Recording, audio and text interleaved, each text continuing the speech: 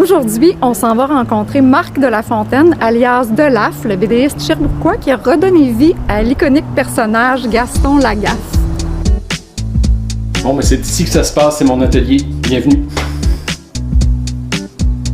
On m'a fait la proposition de faire un nouvel album de Gaston Lagaffe au festival de bande dessinée Spirou à Bruxelles. J'étais un peu sous le choc parce qu'au départ, moi, c'est une planche hommage que j'avais réalisée en 2017, un peu à la Franquin. Je m'étais amusé à faire ça, puis la planche avait été beaucoup remarquée. Et puis l'éditeur m'a demandé « Est-ce que tu as envie d'en faire tout un album ?» J'ai vraiment pris le temps d'y réfléchir parce que je me disais c'est quand même toute une commande. Donc ce que j'ai dit à l'éditeur, je dis je suis prêt à essayer, mais il va falloir se donner le temps, il va falloir se donner les moyens.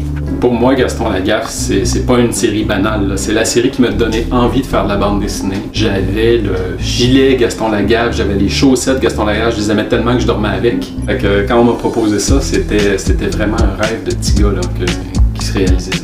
Avant d'écrire le premier gag, pour moi, c'était super important de relire tout Gaston. T'sais, ça tient à peu près sur un peu plus de 900 gags. J'ai réalisé à quel point Gaston était une série riche, complexe, faussement simple. Il y a eu une grande phase de pré-production, je dirais, sur l'album où j'ai dû m'entraîner aussi à dessiner autrement. Ça, c'était comme le plus grand défi, changer mon trait. Mon trait sur les nombrils est très sinueux et très long, alors que Franquin lui dessinait avec des petits traits nerveux. Donc ça change tout. C'est vraiment un autre processus mental complètement. Je me trouve vraiment privilégié d'avoir pu passer 4 ans avec mon personnage de bande dessinée favori. Puis tout l'apprentissage que j'ai fait là-dessus va me rester toute ma vie.